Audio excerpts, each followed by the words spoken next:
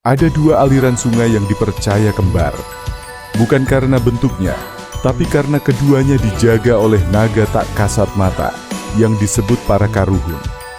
Bukan legenda biasa, karena sungai ini digunakan dalam banyak ritual dari zaman Pajajaran hingga sekarang.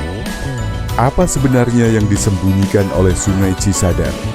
Sungai Cisadane mengalir tenang dari hutan Gunung Pangrango hingga ke Laut Jawa. Namun masyarakat adat Sunda dulu percaya, ada dua arus energi yang mengalir bersamaan. Satu terlihat, satu tersembunyi.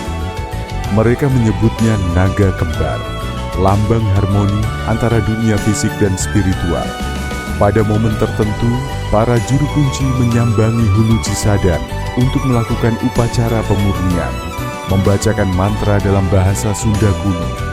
Prajurit Pajajaran konon mandi di sungai ini sebelum perang.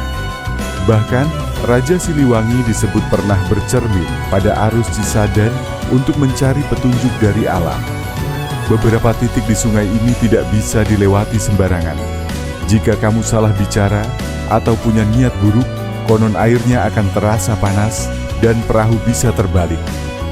Sampai kini, masyarakat di sekitar Cisadane masih menyisakan rasa hormat, tak pernah membuang sembarangan, dan selalu memberi sesajen saat musim hujan datang lebih awal. Kamu pernah mendengar cerita mistis tentang Sungai Cisadane? Tulis di komentar dan bantu share biar legenda ini nggak hilang di telan zaman.